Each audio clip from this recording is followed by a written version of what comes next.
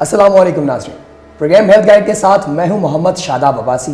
नाज़रीन, अमूमन ये होता है कि अगर किसी शख्स को किसी जगह पर कोई ऐसी चोट लगे जिससे उस चीज़ का ख़तरा हो कि उसकी बाजू टूट गई है या पाँव टूट गया है या उसका कोई मांस जिस्म का फट गया है, उसको ये महसूस होता है तो उसका सबसे पहला डेस्टिनेशन, उसकी पहली मंजिल किसी पहलवान की दुकान होती है, जहाँ वो जाता है और फिर पहलवान अपने बहुत ही उम्दा तरीक़ों के ज़रिए उसके इस मसल को या उसकी इस जोड़ को या उसकी इस हड्डी को बजाय ठीक करने के मज़ीद ख़राब कर देता है।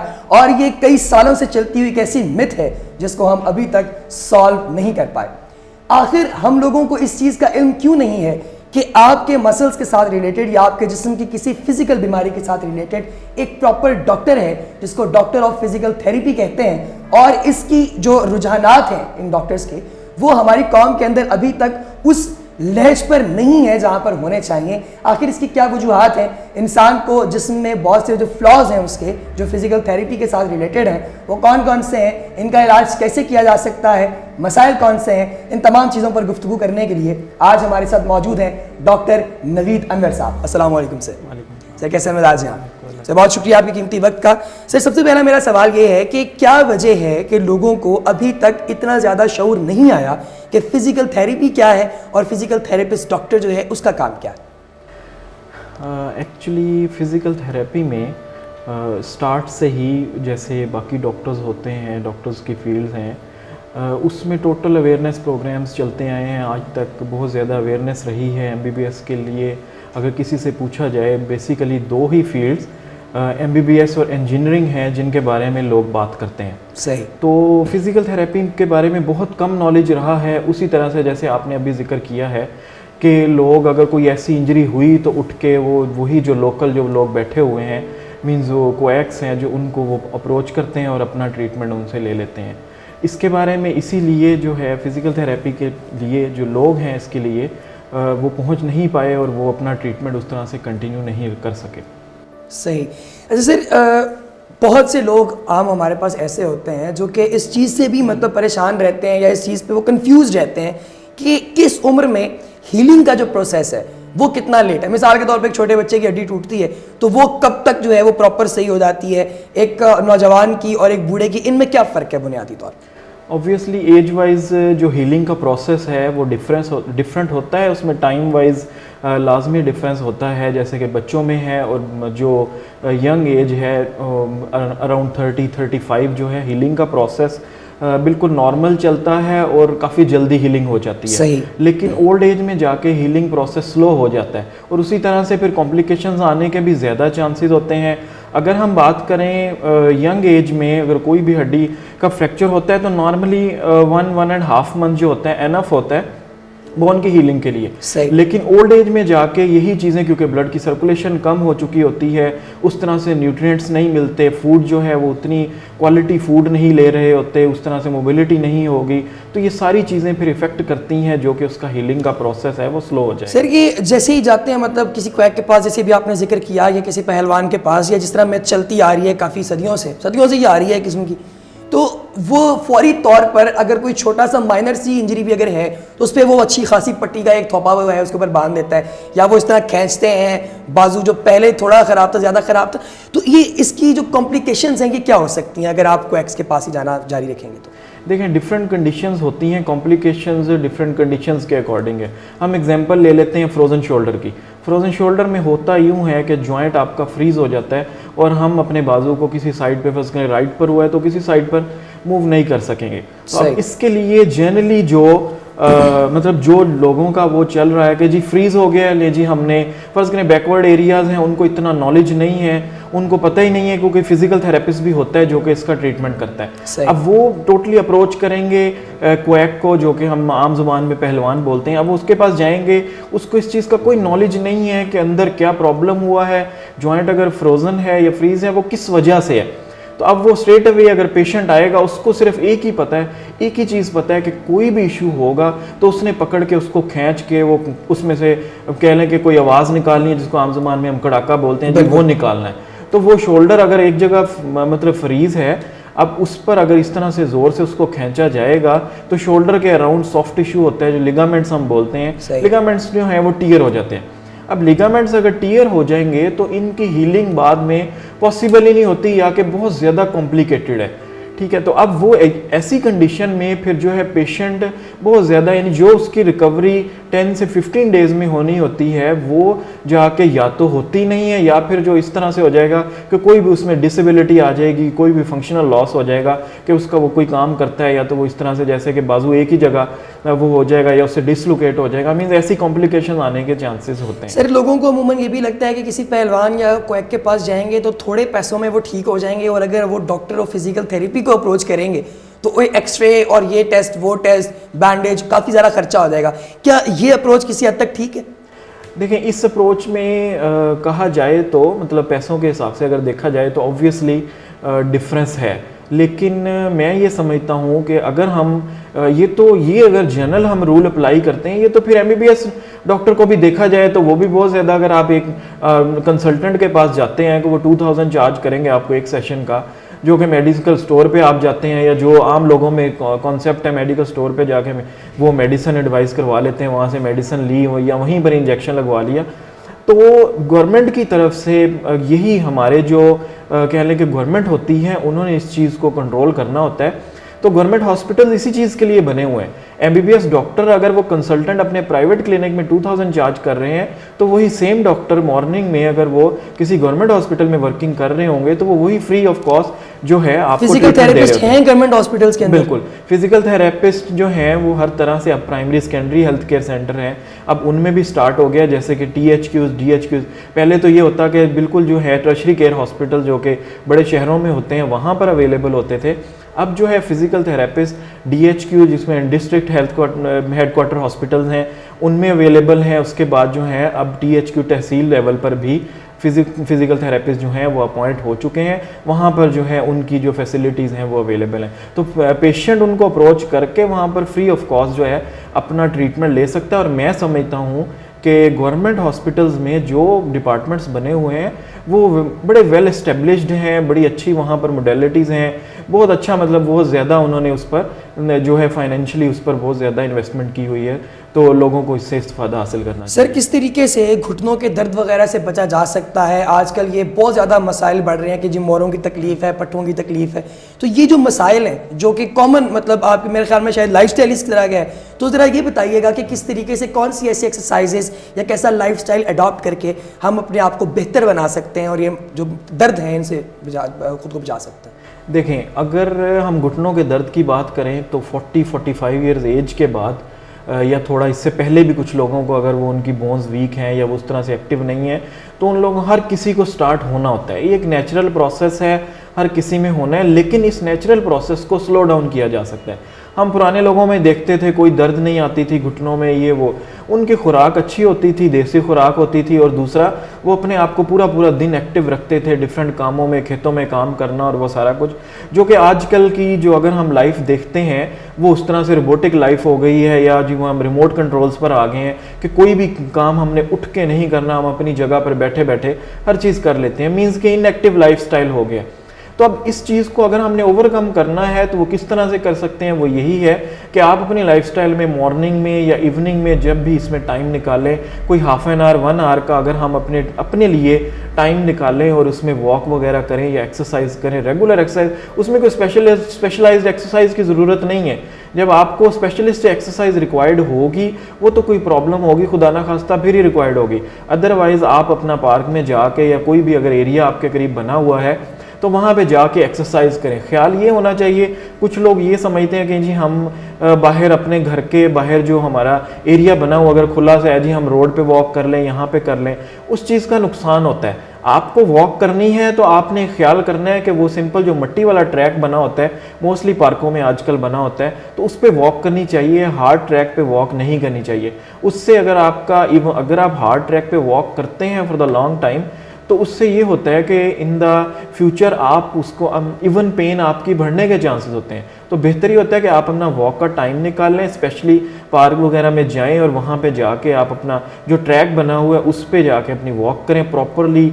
उसके लिए शूज़ पहने, जॉगर्स अवेलेबल होते हैं, जॉगर्स को साथ पहन के और फिर आप वॉक करें, तो ये बहुत ज़्यादा इफेक्टिव वे है। सही। अच्छा सर, आजकल ये भी मसला एक बहुत आम हो चुका है कि जो बच्चे हैं पैदाइश के वक्त उनके ये हाथ मुड़े हुए होते हैं, पाँव जो हैं ये बाज़ दफ़ा डिफॉर्म हुए हुए होते हैं, ये क्या मसला है? देखें, नॉर्मली जो आप जिस चीज़ की बात कर रहे हैं वो हम आम ज़ुबान में टेढ़े पाँव का लफ्ज़ यूज़ होता है कि बच्चा पैदा हुआ है तो उसके पाँव टेढ़े हैं। सही। तो उसके लिए फ़िज़िकल थेरेपिस्ट से इनिशियली बहुत ही अगर अर्ली कंसल्टेशन कर ली जाए तो उसमें बड़ा अच्छा फ़ायदा हो सकता है। मींस उसमें वो कोई ऐसी चीज़ नहीं होती जो कि सही नहीं हो सकती। अगर आप स्टार्टिंग में ही उसको कवर कर लें, जो कि फ़िज़िकल थेरेपिस्ट डिफरेंट एक्सरसाइजेज़ के ज़रिए या डिफरेंट टेक्निक्स के ज़रिए पाँव की जो उसकी कंडीशन होती है या पाँव जो मुड़ा हुआ है उसको सीधा करते हैं और उसके डिफरेंट मूवमेंट्स करके उसको वापस अपनी असली हालत में लाते हैं, तो अगर ये शुरू में ही हो जाए तो बाद की लाइफ में पेशेंट बिल्कुल ही, या वो बच्चा जो है वो बाद में बिल्कुल ही नॉर्मल लाइफ गुजारता है। तो मीन्स ये कि अगर वो शुरू में ही फिजिकल थेरेपी से कंसल्ट कर लें तो इसका बहुत अच्छा प्रोग्नोसिस बन जाता है। माँ जो है उसके साथ तो कोई ताल्लुक नहीं है इसका? नहीं, माँ के साथ देखें, ये तो रीजंस पर हम जाएंगे तो फिर तो हज़ारों रीजन है ना कि अगर प्रेगनेंसी में या ड्यूरिंग जब बच्चा अंदर था पेट में तो उस वक्त उसकी पोजीशन किस तरह से थी, वो पोजीशन ख़राब थी या उस तरह से वो करी, तो ये सारी चीज़ें कॉज बनती हैं जिसको हम क्लब फुट कहते हैं, क्लब फुट की।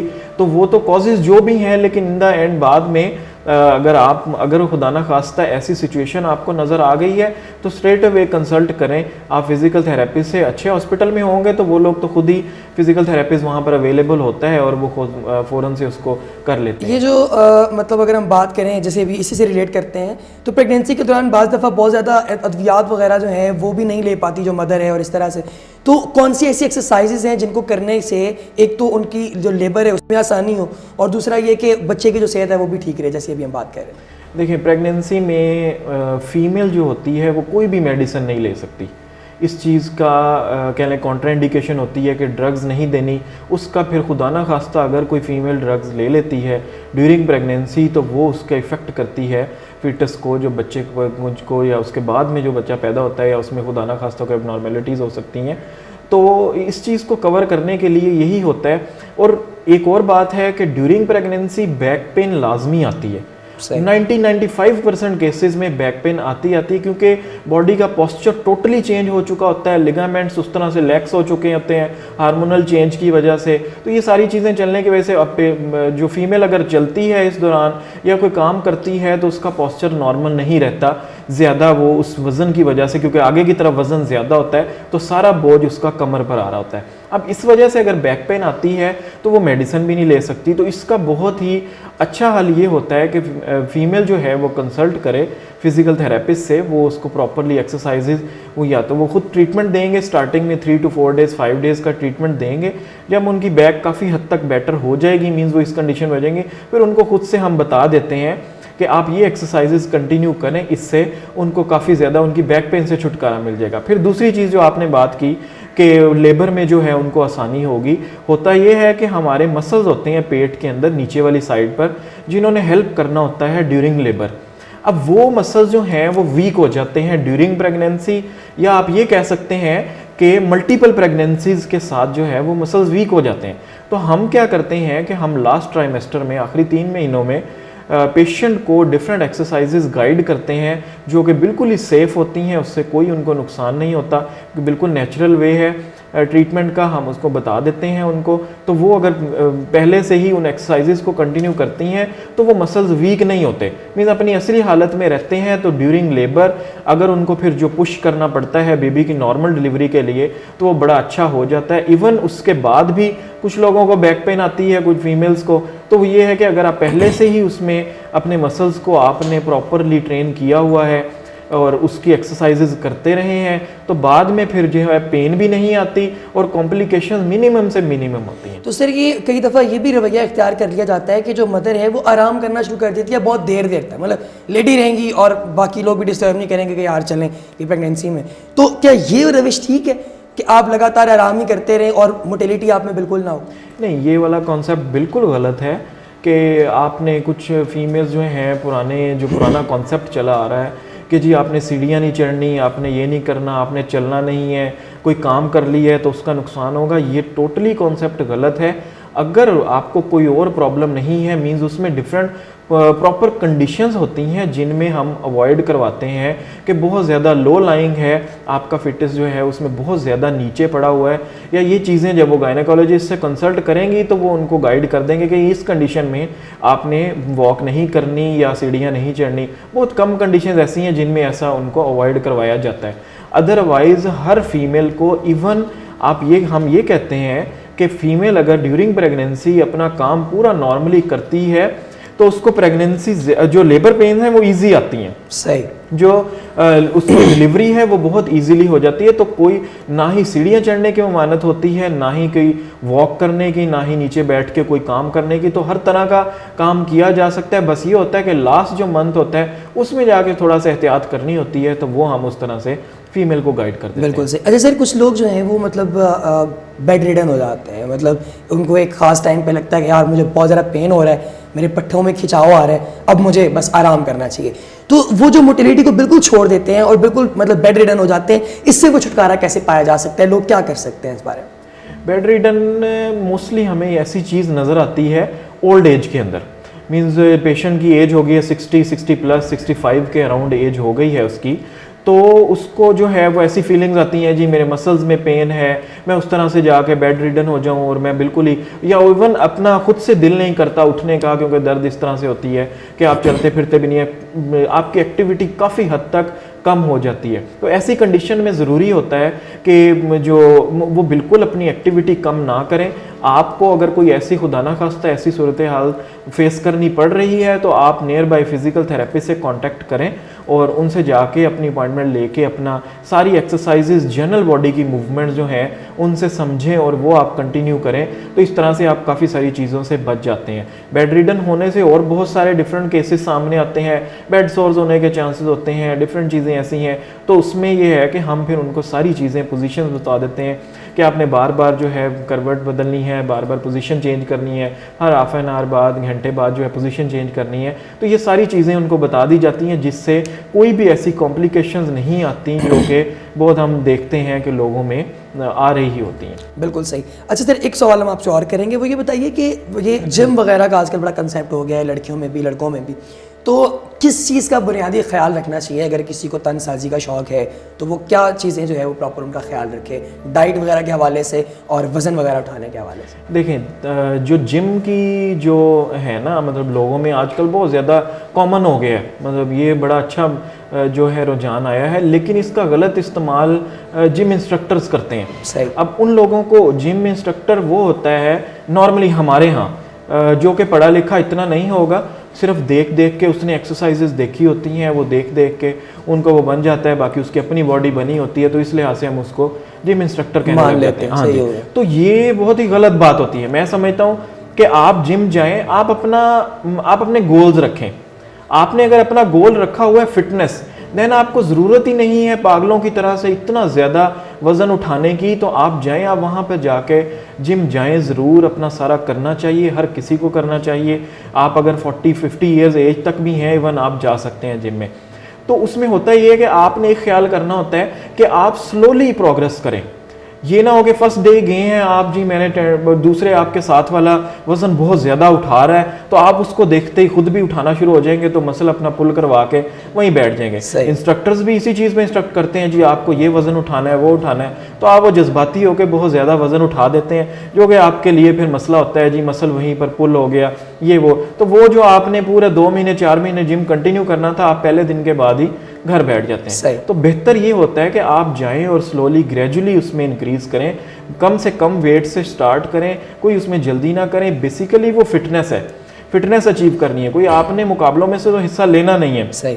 फिर एक और बात, इसके साथ लोग डिफरेंट जो है वहाँ पर जाकर मेडिसिन यूज़ करने लग जाते हैं। तो मैं समझता हूँ कि यंग जनरेशन को ये मेडिसिन पे नहीं जाना चाहिए। सही। इस चीज़ को यूज़ करना ही नहीं चाहिए। सबसे बेस्ट मेडिसिन यही है कि आप अपना जिम साथ साथ करें, साथ अपनी डाइट को इम्प्रूव करें। डाइट इम्प्रूव करने में बहुत सारी चीज़ें हैं। दूध का इस्तेमाल बढ़ाएं, आजकल 70-80% लोगों को हड्डियों की कमजोरी है, सिर्फ इस वजह से है कि दूध का इस्तेमाल नहीं करते। सही। तो अगर आप दूध को अपनी डाइट के अंदर ले आते हैं तो ये बहुत ही अच्छी बात है। बाकी न्यूट्रिएंट्स आप अंडे से ले सकते हैं, एग इस्तेमाल करें, फिश इस्तेमाल करें, सही। और मटन वगैरह, मीट हो गया किसी भी फॉर्म में, लेकिन वो थोड़ा सा कम यूज़ करना चाहिए ताकि आप यूरिक एसिड वगैरह के इश्यूज से फेस ना करें। तो इन सही। चीज़ों को बैलेंस डाइट अगर आप कर लें अपनी, तो वो बहुत ज़्यादा बेनिफिशियल होगी। बिल्कुल सही सर, बहुत शुक्रिया आप प्रोग्राम में तशरीफ लाई। नाज़रीन, आपने देखा प्रोग्राम हेल्थ गाइड। प्रोग्राम से मुतालिक अपनी कीमती राय से आगाज़ ज़रूर कीजिएगा। आप सबके नज़ारे का बहुत शुक्रिया। अस्सलाम वालेकुम।